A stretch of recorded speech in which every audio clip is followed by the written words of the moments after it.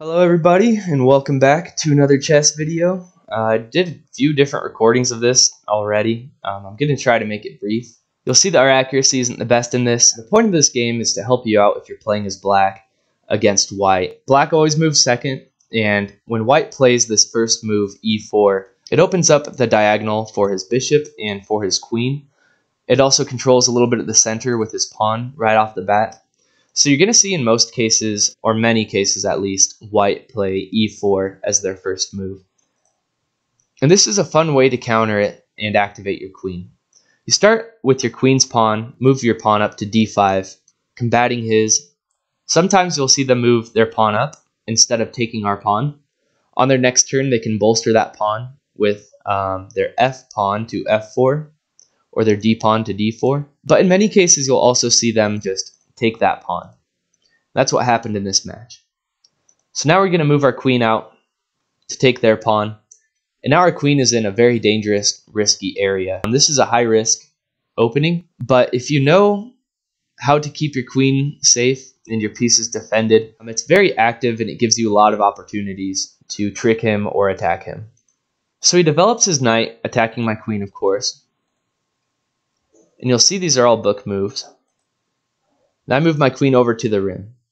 If there's anything you remember from this video, I want you to remember this move right here, where the queen moves over to the rim. According to the computer, this is one of the best moves and one of the best spots for the queen. It's not a retreating move, and it kind of sets it aside where it's safe for the time being. Granted, there's potential for the bishop to come out and attack the queen. We'll keep that in mind as he plays and develops his pieces, whether he moves this pawn here or not. He decides to develop his knight. So my queen is still not in any danger. I'm going to use this as an opportunity to develop my own.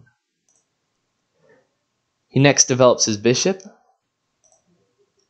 And I push my pawn up here. So the game recommends pushing my knight out before I move my pawn. And I considered moving my knight out, but before developing my knight, I wanted to push my pawn out. That way I can develop my knight without it blocking my pawn. It also opens up this diagonal for my queen here. It gives my queen more spaces to go to if she needs in the future. So he castles, and now I develop my knight. Now he brings his knight in, and I'm a little bit worried about this attack right here. Whenever they have a knight on the 3rd rank and a bishop on the opposite 4th rank, you need to consider that they can move their knight next here, and then their knight can attack this pawn. And it would be attacked by their bishop and their knight. Oftentimes, if they can get their knight to this square, he can then attack the rook with his knight and take your rook. So I did have that in mind, and I was a little bit prepared for this. I just wasn't sure how I wanted to defend this attack or what I wanted to do from here. I could move my pawn up, but that would kind of block my bishop in. And instead of blocking my bishop in, I decided I would rather trade it. So that's what I did in this match. Keep in mind we are 1200 rated players. This thing's going to call it a blunder, and it says it's a blunder because I'm going to end up losing material after all the trades are done. That's sort of what happens. You see him take with his knight, I take back with my pawn, and then he takes my pawn with his bishop. I'm giving him a pawn, but I don't really mind losing one pawn if it means a positional advantage. So in my next move, I move my queen back to c7. And the idea here is that it's targeting this square right here at h2. If I can get a knight to this square right here, then I can use that knight in coordination with my queen to attack this square right here. If I can get my queen to that square, there's potential checkmate ideas in the future. However, this square is guarded by 2 of his own pieces. It's currently attacked by 1 of my pieces. And what you're going to see ensue is kind of a battle for that square. So he moves his rook out to an open file. I move my knight to e5. My queen protects my knight here, so he's not in too immediate danger. He's only being attacked by 1 piece. Maybe in my next move, I can move my knight to this square. He moves his queen out. Now my knight is attacked by 2 pieces. Now ideally, I'd want to move my knight off this square. I cannot move him here yet, because that square is still attacked by 2 of his pieces. If I move this knight here, my knight would only be defended by one piece, and that is the other knight. So what I'm thinking is, my knight is still defended by my queen. Does he want to trade queens? I want to push my pawn up. I want to attack this square a third time. That's what I do. I move my pawn over to h5.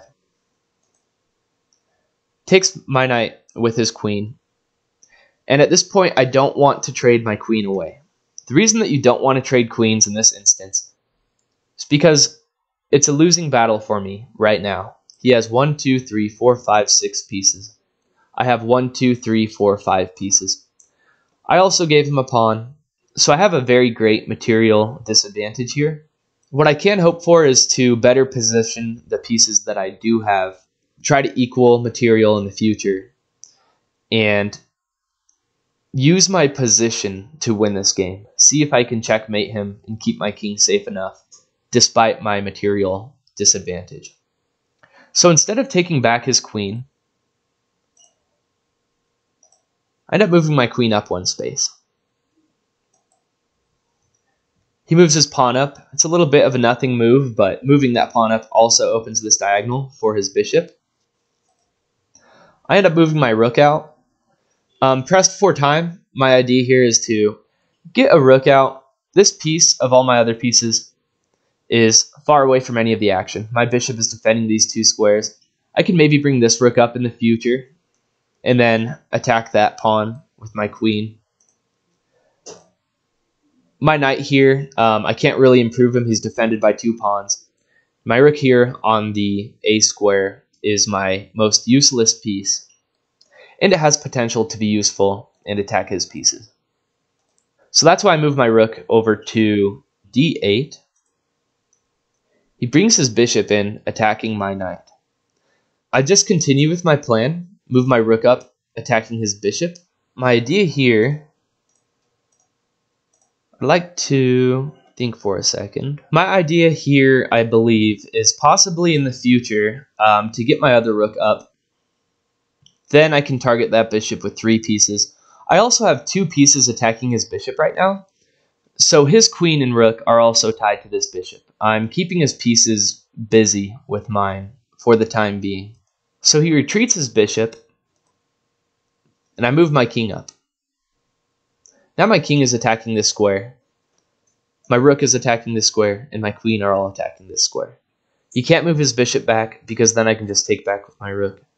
He would take back with his queen. I could take his queen with mine. He takes back with his rook, and then I can take with my king. When all is said and done, he has 1, 2, 3 pieces. I have 1, 2, 3 pieces. It's a tie game. So that's winning material back in the long run. He ends up taking my knight with his bishop. I take back with this pawn instead of this pawn. First and foremost, because this pawn opens up the file for my rook. My queen is targeting this pawn. If I can get my rook over to that file, I can actually counterattack. Taking back with the pawn, attacks his queen. Now he has to move his queen. If I was to take with this pawn, he could just, I guess he couldn't bring his queen down because my queen is defending it right now. But it puts my king in a pretty vulnerable spot by an open file that 2 of his long pieces occupy right now. So in situations like this, don't just take back with any piece. Kind of calculate the position afterwards and what would benefit you or give you the most opportunity afterwards. So this way opens up a file for me. He moves his queen back. I think this was a bad spot to put his queen, because now I can just move my rook out and attack his queen. And in this position, his queen could go 1, 2, 3, 4, 5, 6, 7, 8, 9, 10, 11, 12.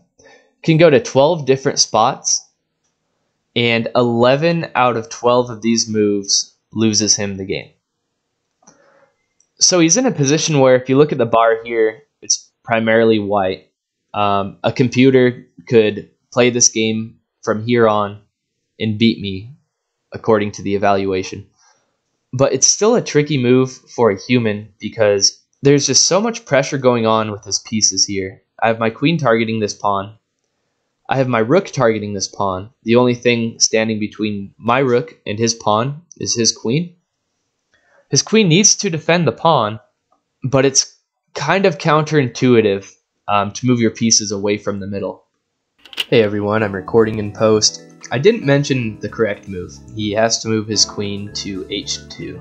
That's the only move he can move his queen to. You might wonder about f2 because the queen defends the pawn that way as well, but my queen could just take his queen out and his pawn is pinned to his king. So he can't take my queen back. I might talk more about pins in the next video. So he moves his queen to one of the many squares that loses him the game, because now I can come in with mine and checkmate. It's defended by my rook, so he can't take back with his king. That's game.